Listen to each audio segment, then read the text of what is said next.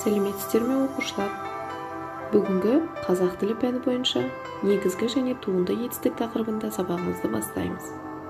Сабағымыздың мақсаты мәтін мазмұны бойынша пікір білдіруге бағытталған сұрақтар құрастыру және жауап беру.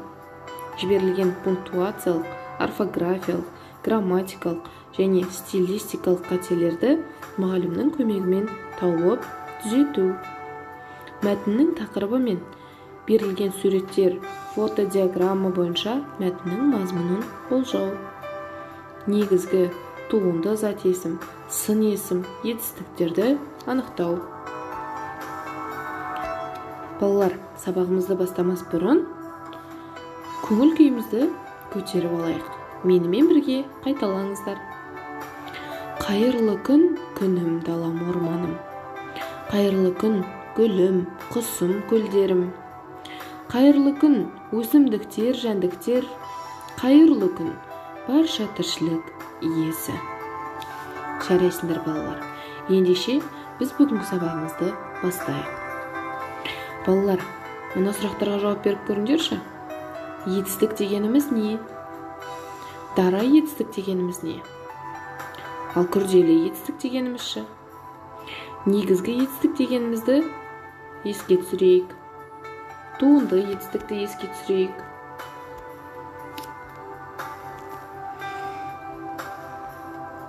Балалар, етістік негізгі және туынды болып бөлінеді.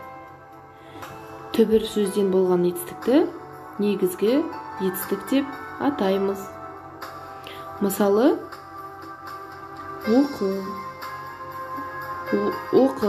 жүр, күт, ки деген сияқты сөздер негізгі етістіктерге жатады. Ал түбір сөзге жұрнақ жалғау арқылы жасалған сөздерді, етістіктерді туынды етістіктер деп атаймыз.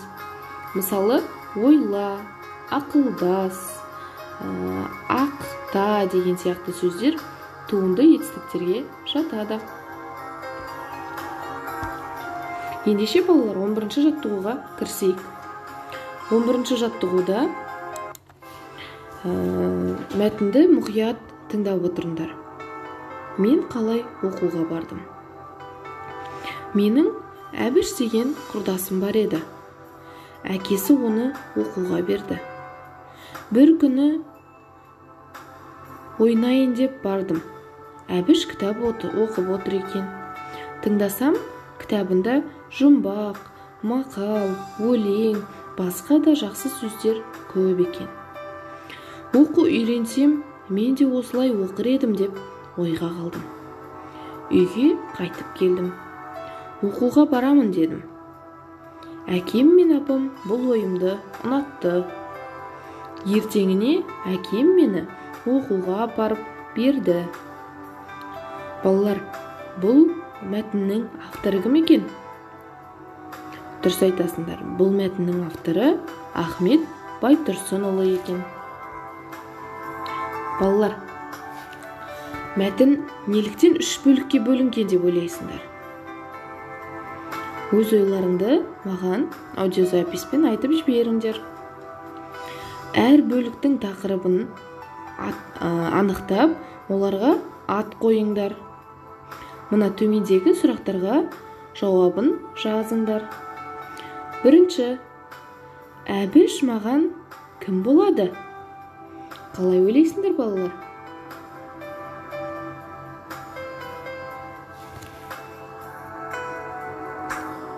Жарайсыңдар балалар. Әбіш менің құрдасым деген жауапты іздедік, оқулықтан. Келесі, мені не қызықтырды?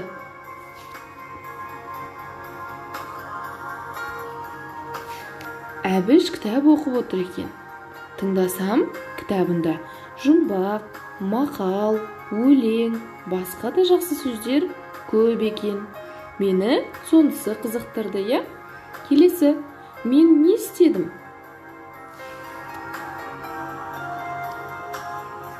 Оқуға барамын дедім. Әкем мен анам бұл ойымды ұнатты. Солайша мені мектепке апарды. Солай ма балалар? Жарайсыңдар, өте жақсы балалар. Келесі 12-ші жаттығуға мұқият қараймыз. Сурет мазмұнын болжа, Әлидің күнделігін оқы дейді. Сурет бойынша балалар, не ойлайсыңдар? Суретте не көріп тұрмыз?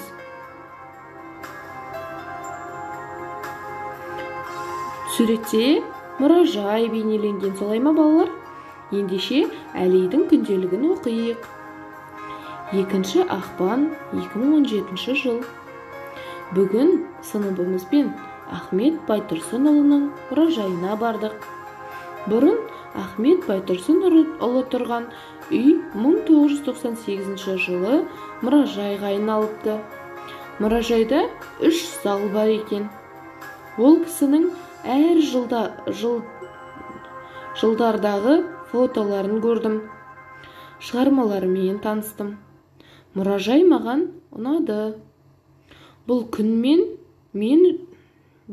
мен үшін ерекше әсерлі күн болды. Балалар, күнделік дұрыс жазылған ба? Өз ойларыңмен бөлісіңдер. Әлиге қандай кеңес бересіңдер? Бұлардың барлығы балалар ауызша аудиозаписпен айтып жіберіңдер. Келесі 13-ші жаттығу. Дәптермен жұмыс жасаймыз. Дәптерімізге 13-ші жаттығу деп жазайық.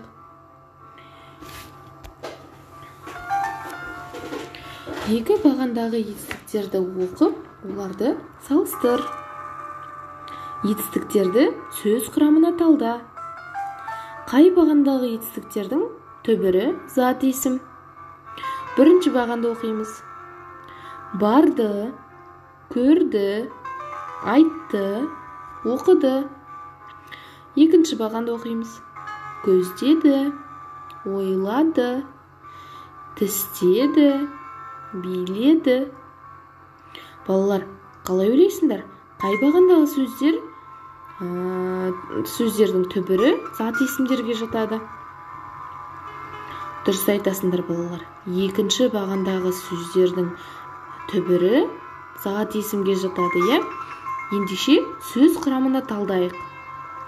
Мысалы, көздеді сөзін қалай талдаймыз? Көз түбірі, де жұрнақ, ді жалғау. Келесі, ой түбірі, ла жұрнақ, ды жалғау. Тістеді, тіс түбірі, те жұрнақ, ді жалғау. Биледі, би түбірі, ле жұрнақ, ді жалғау болып келеді, е балалар? Балалар, байқап тұрғандарыңдай, екінші бағандағы сөздер түбірі зат есім болып келеді. Яғни көз. Сұрақ қоямыз. Не деген сұрақ қоямыз? Ой. Не деген сұрақ қойылады? Тіс. Не деген сұрақ қойылады? Би. Не деген сұрақ қойылады? Солай ма? Сондықтан бұл екінші бағандағы сөздер зат есімі бар түбір сөздер болып есептеледі. Дәптерлеріңе жазып алсаңдар, балалар, келесі тапсырманы орындайық. 14-ші тапсырма. Мақалды жатқа жазыңдар. Балалар, бірінші мақалды жаттап алайық. Ел үмітін ер ақтар, ер атағын ел сақтар. Балалар, мақалды жаттап алыңдар. Ендеше мақалды жаттап болғаннан кейін мақалды дәптерімізге жатқа жазып аламыз.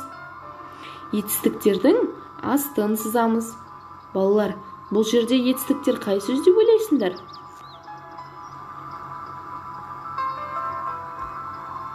Дұрыс айтасыңдар балалар. Ел үмітін ер ақтар деген бірінші жолымыз біздің етістік болып саналады. Солай ма? Ендеше астын сызып алыңдар. Балалар, үй жұмысына 15-ші жаттығу. Ағаш бұтақтарындағы етістіктерді теріп жазамыз. Етістіктерді сөз құрамына талдаймыз. Етістіктердің түбірі қай сөз табына жататынын анықтаймыз. Бүгінгі сабақ сендерге ұнады деп ойлаймын. Балалар, сендер жарадыңдар. Сау болыңдар.